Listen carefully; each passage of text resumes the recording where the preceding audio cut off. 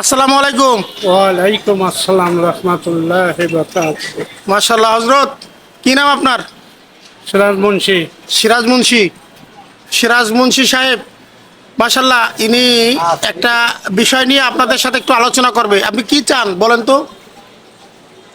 আমি মাদ্রাসার কালেকশন করি। মাদ্রাসার কালেকশন করেন, মাশাআল্লাহ। কোন মাদ্রাসা? মদিনাবাগ। মদিনাবাগ। এটা কোন জায়গায় চাচা? মৎস্য ভাষা কালীবাড়ি কবরস্থান। মৎস্য ভাষা কালীবাড়ি কবরস্থান। এটা কি খুলনায়? না, এটা দৌলতপুরের পর। তা খুলনায় তো।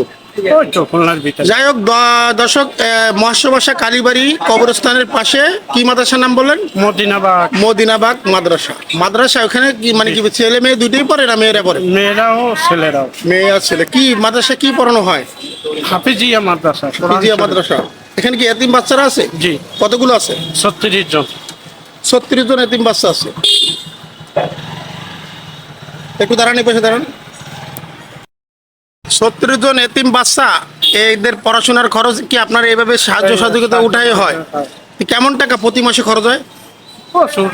কোনো মাসে ওটা তো সুপারিনটেন্ডেন্ট জানে। না, আপনার ধারণা নাই যে এত টাকা লাগতে আমি পারে? ওসব ধারণা আছে। তো আপনার ওই জায়গার মোবাইল নাম্বার আছে? আছে, এই যে একটু দেন তো। বলেন বলেন, নাম্বারটা বলেন। এই নেন, পকেট।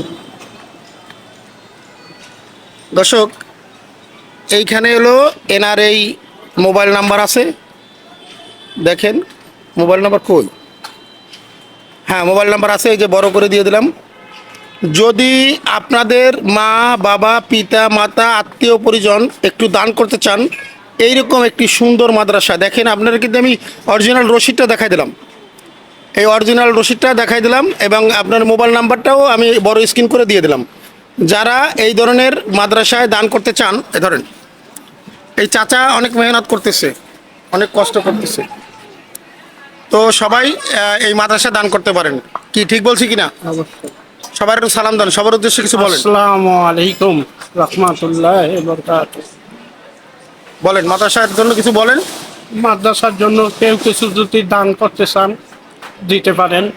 এই মৎস্য ভাষা কালীবাড়ি কবরস্থানের পাশে, সারা ডাঙ্গার মাঠের পাশে এই এতিমখানাটার জন্য যে যা পারেন একটু দান করেন।